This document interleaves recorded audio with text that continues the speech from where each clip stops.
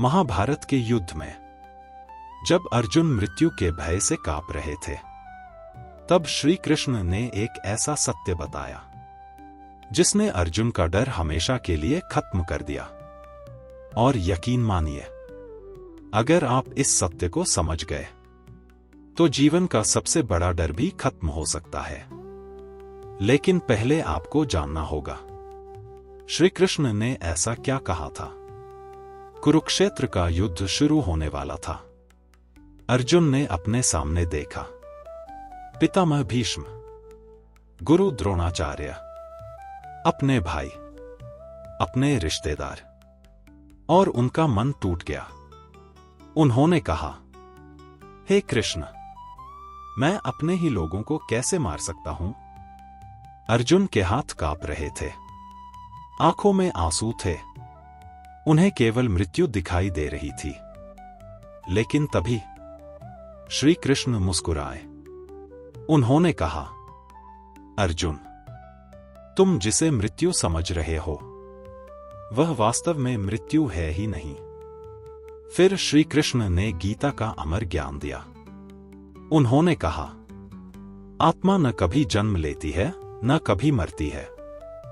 उन्होंने समझाया, जिस तरह इंसान पुराने कपड़े उतारकर नए कपड़े पहनता है, उसी तरह आत्मा पुराना शरीर छोड़कर नया शरीर धारण करती है। सोचिए, अगर कपड़े बदलने से इंसान नहीं बदलता तो शरीर बदलने से आत्मा कैसे बदल जाएगी? यही गीता का सबसे बड़ा सत्य है। लेकिन अब सबसे बड़ा सवाल आता है, अगर आत्मा अमर है तो फिर हमें अपने प्रियजनों के जाने का इतना दुख क्यों होता है? श्री कृष्ण ने इसका भी उत्तर दिया था, और शायद यही उत्तर आज आपकी सोच बदल देगा। श्री कृष्ण कहते हैं, दुख आत्मा के जाने का नहीं, हमारे मोह का होता है।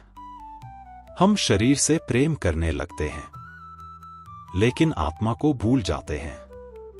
जब शरीर चला जाता है तो हमें लगता है कि सब खत्म हो गया, लेकिन आत्मा कभी खत्म नहीं होती। यही कारण है कि श्री कृष्ण अर्जुन से कहते हैं, जिसके लिए शोक करना उचित नहीं है उसके लिए तुम शोक कर रहे हो। यह कठोर बात नहीं थी, बल्कि अर्जुन को सत्य का बोध कराने का प्रयास था। अब एक पल के लिए अपने जीवन के बारे में सोचिए। हम अपना अधिकांश समय शरीर की सुंदरता, धन, नाम और पद के पीछे बिताते हैं। लेकिन एक दिन यह शरीर यहीं रह जाएगा। जो हमारे साथ जाएगा वह हमारे कर्म और हमारी आत्मा होगी। यही कारण है कि श्री कृष्ण हमें केवल शरीर नहीं बल्कि आत्मा को पहचानने की शिक्षा देते हैं।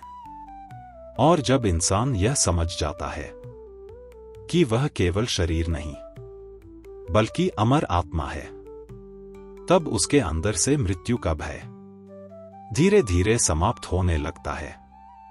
दोस्तों, आज का संदेश केवल अर्जुन के लिए नहीं था, यह हम सब के लिए है। शरीर बदलता है लेकिन आत्मा नहीं।